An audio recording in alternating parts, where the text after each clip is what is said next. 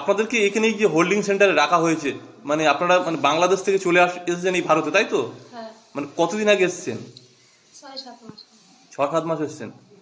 আচ্ছা, এটা জোরে কোথা থেকে এসেছেন? বাংলাদেশ থেকে এসেছি। কোন কিভাবে এলেন? কোন পথ দিয়ে ঢুকলেন? নদী সাঁতার দিয়ে এসেছি, কোন পথটা জানি না। আচ্ছা, আপনার সাথে আর কারা কারা এসছে? আর জানি না আর কেউ এসছে কিনা, আমি একা একা এসেছিলাম। আপনি একা একা কিভাবে এলেন? সাঁতার কেটে চলে এসেছি। সাঁতার কেটে চলে এলেন।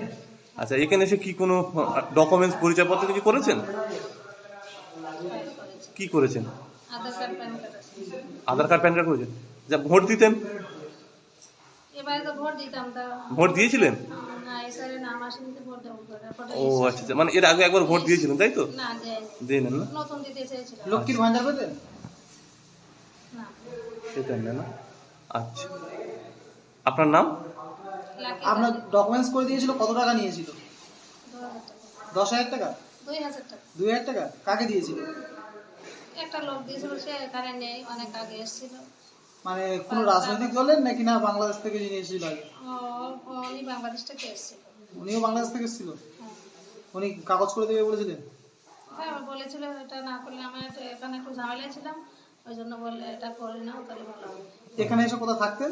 মালিকপুর। মল্লিকপুর? হ্যাঁ।